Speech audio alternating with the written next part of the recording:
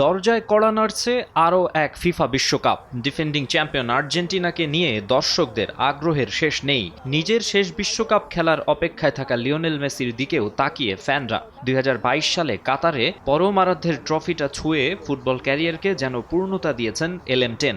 অনেকের মতে আগেরবারের মতো শিরোপার তৃষ্ণা এবার নেই আলবিসেলেস্তেদের। শক্তিমত্তা, ফর্ম সবকিছু বিবেচনায় নিয়ে মেসিও মানছেন বাস্তবতা। স্প্যানিশ এক শোতে এবারের বিশ্বকাপ নিয়ে খোলামেলা কথা বলেছেন আর্জেন্টিনিয়ান সুপারস্টার।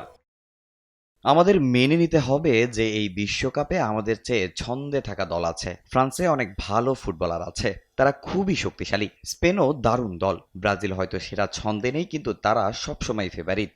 জার্মানি, ইংল্যান্ড ও পর্তুগাল দলও বেশ ভালো। আবার প্রতি আসরে কোনো না কোনো দল চমক দেয়। আশা করব সেটা আমাদের বিপক্ষে হবে না।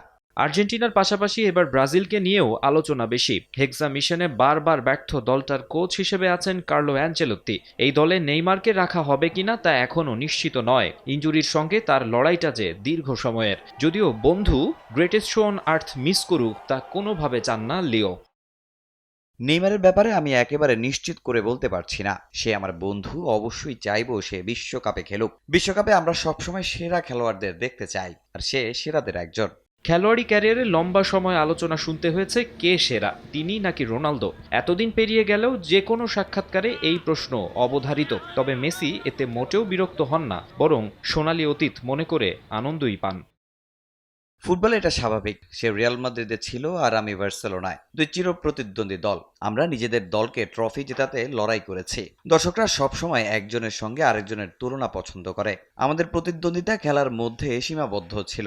দুজনই সাফল্য পাওয়ায় যা হয়তো আরো উপভোগ্য হয়েছে। আমাদের সেরকম বন্ধুত্ব ছিল না, কারণ খুব অল্পই দেখা হতো, হয়তো ম্যাচে বা অ্যাওয়ার্ড প্রোগ্রামে। তবে সম্পর্ক সবসময় ভালো ছিল। আমাদের মাঠের প্রতিদ্বন্দ্বিতা ছিল এক কথায় অসাধারণ।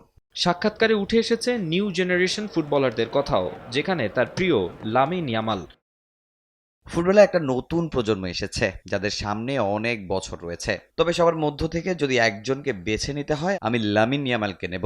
এই মুহূর্তে সেই সেরা।